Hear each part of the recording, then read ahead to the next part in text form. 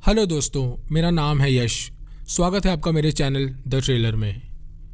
आज की कहानी एक ऐसे शख्स के बारे में है जिसने अपने करियर की शुरुआत एक ड्रग डीलर के तौर पर की और फिर वो एक ड्रग डीलर से यूएफसी का एक प्रोफेशनल फाइटर बना और प्रोफेशनल फाइटर से एक क्रिमिनल गैंग का लीडर।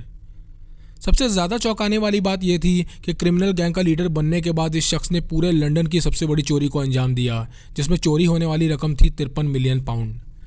इस पूरी कहानी में इतने उतार चढ़ाव हैं जिसमें यह शख्स एक बहुत गरीब आदमी से एक बहुत अमीर और मशहूर इंसान बना और उसके बाद लंदन का मोस्ट वांटेड क्रिमिनल। तो आखिर कौन था ये शख्स और ऐसा क्या हुआ इसके साथ जिसने इसे एक बेहतरीन ज़िंदगी और बेहतरीन करियर को छोड़कर लंदन का सबसे बड़ा चोर बनने पर मजबूर कर दिया। ये कहानी है यूएफसी के प्रोफेशनल फाइटर ली मरी की, जिसे एमएमए की दुनिया का एक बहुत ही खतरनाक और खौफनाक फाइटर कहा जाता था। चूँकि ली मरी की पूरी ज़िंदगी क्राइम और वायलेंस से जुड़ी थी और यही वो वजह थी कि उसे एक पागल फाइटर भी कहा जाता था जो कभी भी कुछ भी कर सकता था। ली मरी का जन्म 12 नवंबर 1977 को लंदन के ग्रीनविच में हुआ। जैसे ही ली 5 साल का हुआ उसका एडमिशन फॉक्सफील्ड प्राइमरी स्कूल में करा दिया गया, मगर आए दिन स्कूल से ली की लड़ाइयों की शिकायतें आती रहती थी और इसकी सबसे बड़ी वजह थी ली मरी का बाप। ली के बाप को शराब पीने की आदत थी, जिसकी वजह से वो रोज़ घर पर शराब पीकर आता और अपनी बीवी और बच्चों को मारता। और इसका ली की सोच पर इतना बुरा और गहरा असर हुआ कि बहुत कम उम्र में ही वो लड़ाई झगड़ों और क्राइम में इन्वॉल्व हो गया।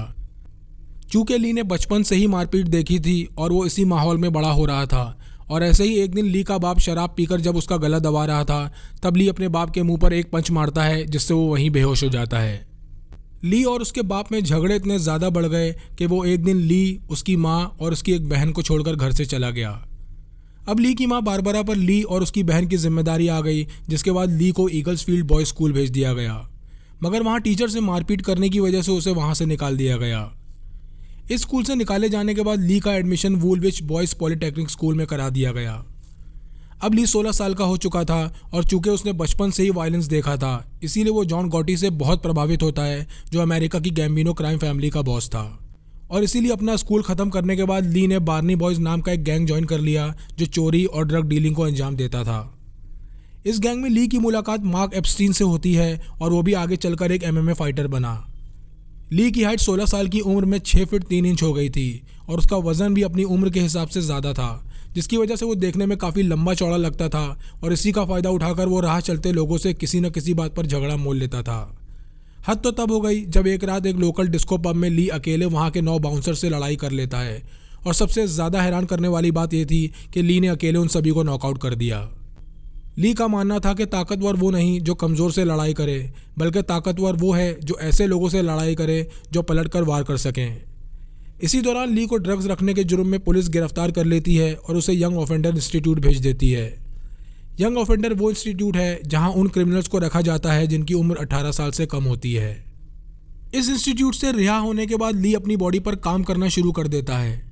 उसका यह मानना था कि अच्छी और फिट बॉडी उसे लोगों से लड़ने में और ज़्यादा मदद करेगी, और इसीलिए उसने अब रोज़ जिम जाना भी शुरू कर दिया। अब ली 21 साल का हो चुका था और सन 1998 में ली की गर्लफ्रेंड सोवन रोलिंग्स एक बेटी को जन्म देती है। बेटी के जन्म के कुछ हफ्तों बाद ही एप्स्टीन और बार्नी बॉयज़ के गैंग के कुछ मेंबर्स को पुलिस पकड़ लेती है, मगर ली किसी तरह भागने में कामयाब हो जाता है। इन गैंग मेंबर्स को 3 साल की सज़ा सुनाई जाती है और साथ ही साथ ली भी 24 नवंबर सन 2000 को अपनी गर्लफ्रेंड सोवन रोलिंग से शादी कर लेता है और ये फैसला करता है कि अब वो क्राइम की दुनिया को छोड़कर एक अच्छी ज़िंदगी गुजारेगा। चूँकि ली की हाइट और बॉडी काफ़ी अच्छी थी और उसने कई बार लड़ाई में लोगों को नॉकआउट भी किया था, इसीलिए वो फैसला करता है कि वो प्रोफेशनल फाइटिंग में अपना करियर बनाएगा और पास ही के एक जिम में अपनी ट्रेनिंग शुरू कर देता है। ली ने अपनी ट्रेनिंग और मेहनत में अपनी पूरी जान लगा दी और अब वो पूरी तरह तैयार था अपनी पहली प्रोफेशनल फाइट के लिए, जो 5 दिसंबर 1999 को मिलेनियम ब्रॉल में होने वाली थी। इस फाइट में ली ने पहले ही राउंड में रॉब हडसन को नॉकआउट कर दिया और ये फाइट बहुत जल्दी ख़त्म होने की वजह से ली को लाइटनिंग ली मरी का नाम दिया गया। इस पहली जीत के बाद ली का कॉन्फिडेंस आसमान पर था, इसीलिए उसने अपनी ट्रेनिंग को अब डबल कर दिया ताकि वो 12 मार्च सन 2000 को होने वाली अगली फाइट में भी जीत हासिल कर सके, जो माइक टॉमलिंसन के साथ होने वाली थी। इस फाइट से एक रात पहले ही ली प्रिंस नसीम और वयानी बंगू की फाइट देखने वहाँ के एक लोकल पब जाता है। पब की सीट पर बैठते ही कुछ ही देर बाद एक शख्स आता है और ली से गुस्से में कहता है कि ये उसकी सीट है और वो इस सीट से खड़ा हो जाए।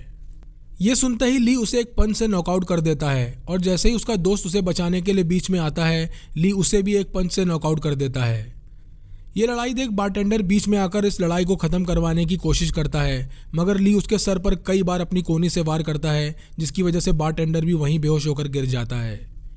ली उस वक्त इतने गुस्से और जोश में था कि उसे कुछ समझ नहीं आ रहा था कि वो किसे और कैसे मार रहा है, और इसीलिए जब वो अगली सुबह उठा तो उसका लेफ्ट हैंड काम नहीं कर रहा था और वो उसे बंद नहीं कर पा रहा था। लेफ्ट हैंड काम ना करने के बाद भी ली ने अपने हाथ में एक टेप बांधा और अपने राइट हैंड से ही अगले दिन होने वाली फाइट को लड़ा, जिसे वो जीत भी गया। इस फाइट में ली ने टॉमलिंसन को अपने राइट हैंड से कुछ पंचेस लगाए, जिसकी वजह से वो ज़मीन पर गिर गया और फिर उसे अपने पैरों में फंसाकर ये फाइट सबमिशन से जीत ली। इस फाइट के बाद ली ने हॉस्पिटल में अपना हाथ पर प्लास्टर चढ़वाया, जहां उसे ये पता चला कि उसके हाथ में 2 फ्रैक्चर हैं। कुछ दिन बेड रेस्ट करने के बाद ली बेटेंडॉफ के शहर आयोवा चला गया, जहां उसने एक कैंप में माइलेटिक फाइटिंग स्टाइल को सीखना शुरू किया, और यह camp UFC welterweight champion Pat Miletich चलाता था।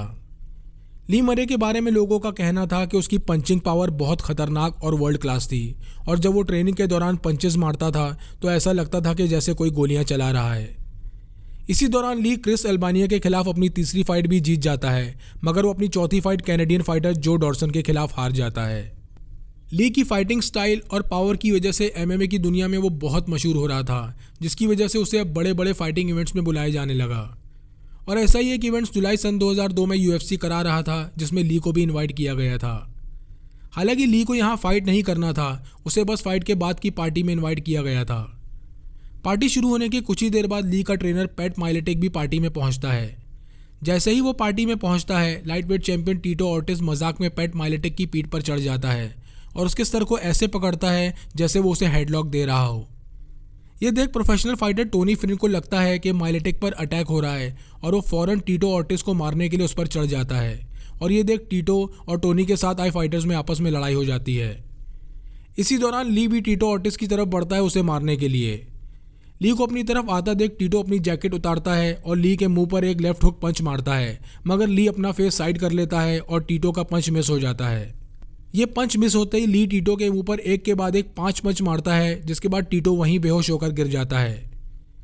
ली का MMA प्रोफेशनल करियर भी अब रफ्तार पकड़ चुका था, और सन 2004 आते आते उसने 21-8 का रिकॉर्ड अपने नाम कर लिया था, जिसके बाद 31 जनवरी सन 2004 को UFC ने ली के साथ कॉन्ट्रैक्ट साइन कर लिया।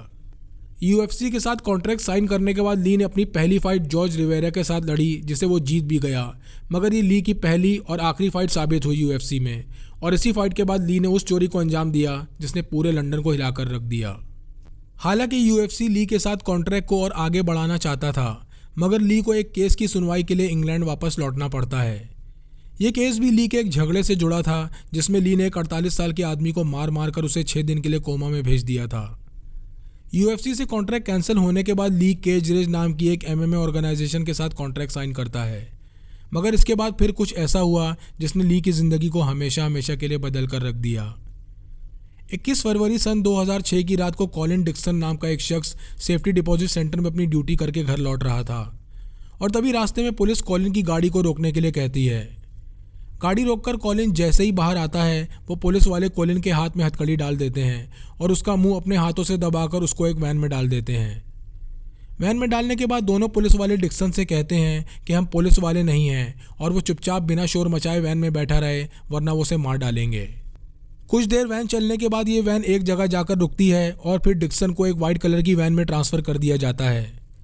पुलिस बने दोनों किडनैपर वैन को डिक्सन के घर लेकर जाते हैं और उसकी बीवी लिन डिक्सन से कहते हैं कि उसके हस्बैंड को एक कार एक्सीडेंट में बहुत चोट आई है, और वो फ़ौरन अपने बेटे को लेकर उसके साथ हॉस्पिटल चले। मिसेस डिक्सन जैसे ही वैन में बैठती हैं, अपने हस्बैंड कॉलिन के हाथ पैर बंधे देख वो फ़ौरन समझ जाती हैं कि उसे किडनैप कर लिया गया है, और अभी वो चिल्लाती उससे पहले ही दोनों किडनैपर्स में से एक ने मिसेस डिक्सन की कनपटी पर बंदूक रख दी। वैन में बंद करने के बाद कॉलिन और उसकी बीवी को एल्डेरॉन फार्म पर ले जाया जाता है। फार्म पर पहुंचने के बाद वो किडनैपर्स कॉलिन से कहते हैं कि वो उन्हें सिक्योरिटी डिपॉजिट सेंटर बिल्डिंग के पूरे लेआउट के बारे में बताए, जिससे उन्हें बिल्डिंग के एंट्री एग्जिट और हर रास्ते के बारे में पता चल सके, और अगर उसने ऐसा करने में उनकी मदद नहीं की तो वो लोग उनकी बीवी और उसके बच्चे को उसके सामने ही मार देंगे। इस किडनैपिंग की अगली रात को किडनैपर्स अपने कुछ साथियों और मिस्टर डिक्सन की फैमिली को लेकर सेफ्टी डिपॉजिट सेंटर पहुंचते हैं। सेंटर पहुंचने के बाद किडनैपर्स का एक साथी पुलिस यूनिफॉर्म पहनता है और कॉलिन डिक्सन का हाथ पकड़कर बिल्डिंग के अंदर घुसता है। अंदर जाने के बाद कॉलिन डिक्सन बेल बजाता है और खिड़की से कंट्रोल रूम ऑपरेटर को दरवाज़ा खोलने का इशारा करता है। कॉलिन को देख वो दरवाज़ा खोल देता है और जैसे ही कॉलिन और वो किडनैपर अंदर घुसते हैं, बिल्डिंग के बाहर इंतज़ार कर रहे सभी चोर अपनी गन्स के साथ अंदर घुस जाते हैं। उन चोरों के हाथों में मशीन गन, शॉट गन और यहाँ तक के AK-47 भी थी। उन सभी चोरों ने अपने चेहरे मास्क से ढके हुए थे ताकि उनकी पहचान ना हो सके। उन चोरों के अंदर घुसते ही वहाँ हलचल मच जाती है, जिसे शांत करने के लिए कॉलिन वहाँ के स्टाफ से कहता है कि उसके बीवी और बच्चे इन चोरों के कब्जे में हैं और जैसा ये चाहते हैं उन्हें वैसा करने दिया जाए। डिपॉजिट सेंटर में उस वक्त कुल 14 लोग मौजूद थे जिनके हाथ पैर उन चोरों ने बांध दिए और कॉलिन डिक्सन से उस पूरी बिल्डिंग के अलार्म सिस्टम भी डिसेबल करवा दिए। अलार्म डिसेबल होते ही उन सभी चोरों ने कैश से भरे पैलेट्स दरवाजे से बाहर निकालना शुरू किए और अपने ट्रक्स तक ले जाने लगे जो उन्होंने भागने के लिए बाहर खड़ा कर रखा था। ये सभी चोर आपस में एक दूसरे को निक नेम से बुला रहे थे और इसीलिए वो अपने एक साथी को बार बार स्टॉप वॉच के नाम से बुला रहे थे, क्योंकि वही चोर इस पूरी चोरी की टाइमिंग को मॉनिटर कर रहा था और सभी को बता रहा था कि अब उनके पास कितना टाइम बचा है। इन चोरों ने 1 घंटे 40 मिनट में लंदन के इतिहास की सबसे बड़ी चोरी को अंजाम दिया और 53 मिलियन पाउंड्स लेकर फरार हो गए। हालांकि उस डिपॉजिट सेंटर में 154 मिलियन पाउंड अभी और भी थे, मगर चूंकि उनका ट्रक छोटा था इसीलिए वो 53 मिलियन पाउंड ही अपने साथ ले जा पाए। मिस्टर डिक्सन और वहाँ के स्टाफ को जब ये यकीन हो गया कि अब चोर जा चुके हैं तो उन लोगों ने एक दूसरे के हाथ पैर खोले और पुलिस अलार्म बजाया, जिससे पुलिस मौके वारदात पर पहुँच गई। अगली सुबह पुलिस अपनी छानबीन कर ही रही थी कि तभी डिपॉजिट सेंटर के पास पुलिस को ली मरी की येलो फरारी मिलती है जो पूरी तरह से क्रैश हो चुकी थी।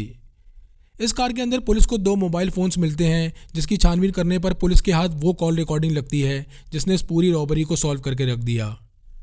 इस कॉल रिकॉर्डिंग में ली किसी से इस चोरी को अंजाम देने की बात कर रहा था और साथ ही साथ ली ने इस कॉल पर उस वाइट वैन का भी जिक्र किया जो इस चोरी में इस्तेमाल हुई थी। अब पुलिस इस वैन की तलाश में जुट जाती है और कुछ ही दिनों बाद उन्हें खबर मिलती है कि एक white Ford Transit van Ashford International hotel की पार्किंग में खड़ी है। ये सुनते ही पुलिस कॉलिन डिक्सन को अपने साथ लेकर उस पार्किंग लॉट में पहुंचती है ताकि वो वैन की शिनाख्त कर सके। कॉलिन इस वैन को देखते ही पहचान लेता है और जब पुलिस इस वैन की तलाशी शुरू करती है तब उनके पैरों तले ज़मीन सरक जाती है। पुलिस को इस वैन में एक बुलेट प्रूफ जैकेट, एक मशीन गन और 2 पैसों से भरे बैग्स मिलते हैं जिनमें 1.3 मिलियन पाउंड्स रखे हुए थे। इन नोटों के सीरियल नंबर को जब चोरी हुए पैसों के सीरियल नंबर से मिलाया गया तो वो आपस में मैच हो गए। ये वैन जेटमिर बस और ली रशा के नाम पर रजिस्टर्ड थी। ये पता चलते ही पुलिस 25 फरवरी सन 2006 को उन लोगों के घर पर रेड करती है। इस रेड में पुलिस को उन दोनों के घर से कॉलिन डिक्सन के घर का CCTV फुटेज, कुछ हथियार और इस प्लान का ब्लूप्रिंट मिलता है। पुलिस फौरन जेटमिर बस और ली रशा को गिरफ्तार कर उनसे पूछताछ शुरू करती है, जिसमें वो अपने एक साथी एल्डर का नाम लेते हैं। एल्डर के घर की तलाशी लेने पर 30,000 पाउंड उसकी कार के ट्रंक से और 1,05,000 पाउंड उसके घर के गार्डन के पेड़ के नीचे से बरामद होते हैं। अब तक पुलिस इस चोरी में शामिल 3 लोगों को पकड़ चुकी थी और जब वो उन तीनों पर 3rd डिग्री का इस्तेमाल करती है तब पुलिस के सामने इस चोरी के मास्टरमाइंड का नाम आता है और वो था ली मरी। पुलिस जब ली मरी को ढूंढना शुरू करती है तब उन्हें पता चलता है कि ली इस चोरी के बाद किसी दूसरे क्राइम के लिए गिरफ्तार हो गया था और पहले से ही जेल की सज़ा काट रहा है। चूँकि ली 5 किलो कोकेन और एक चोरी के लैपटॉप के साथ पकड़ा गया था, इसीलिए इस बार उसे 10 साल की सज़ा सुनाई गई थी और इसीलिए उसने जेल के अंदर पुलिस वालों को रिश्वत खिलाकर अपने लिए मोबाइल फ़ोन और कुछ कीमती सामान अपने सेल के अंदर मंगा लिया था। जेल के दूसरे कैदियों की नज़र अक्सर ली के कीमती सामान जैसे मोबाइल, महंगी घड़ी और खाने पीने के सामान पर रहती थी और इसीलिए एक रात जब एक कैदी ली के सेल को तोड़कर उसमें घुसने की कोशिश करता है तब ली और उस कैदी की बहुत ज़बरदस्त लड़ाई हो जाती है। इस लड़ाई के दौरान उस कैदी की नज़र 2 छोटी छोटी आरियों पर पड़ती है जिन्हें एक प्लेट से छुपाया गया था। वो कैदी इस बात की खबर फ़ौरन वहाँ के गार्ड्स को देता है, जिसके बाद ली और उसके सेल की इन्वेस्टिगेशन शुरू की जाती है। इस इन्वेस्टिगेशन में पुलिस इस थ्योरी पर पहुंचती है कि ली इन आरियों की मदद से सेल की खिड़की की रॉड को काटकर भागने वाला था। ये दोनों आरियां भी ली ने गार्ड्स को रिश्वत खिलाकर अपने सेल के अंदर मंगाई थी। अब ली को 4 साल बीत चुके थे कोकेन मामले में सज़ा काटते हुए और साथ ही साथ उस पर सेफ्टी डिपॉजिट में चोरी का केस भी चल रहा था और आखिरकार चोरी के 4 साल बाद जून सन 2010 में ली को कोर्ट 15 साल की सज़ा और सुनाता है। यूके पुलिस का मानना था कि कॉलिन डिक्सन को किडनैप करने वाला शख्स ली ही था और उसने अपना भेष बदलकर इस पूरी चोरी को अंजाम दिया। हालांकि ली ने अपनी सज़ा कम करने के लिए कोर्ट से अपील भी की, मगर कोर्ट ने उसकी अपील को ठुकरा दिया और ली अब कोकेन मामले में और रॉबरी केस का मास्टरमाइंड होने की वजह से 25 साल की सज़ा काट रहा है। सज़ा के दौरान प्रेस ने कई बार ली का इंटरव्यू भी लिया, जिसमें उससे ये पूछा गया कि क्या वो दोबारा एमएमए फाइट्स करेगा, जिस पर ली का कहना था कि वो दोबारा ज़रूर फाइट्स करेगा क्योंकि उसने अपने फैंस को डिसअपॉइंट किया है।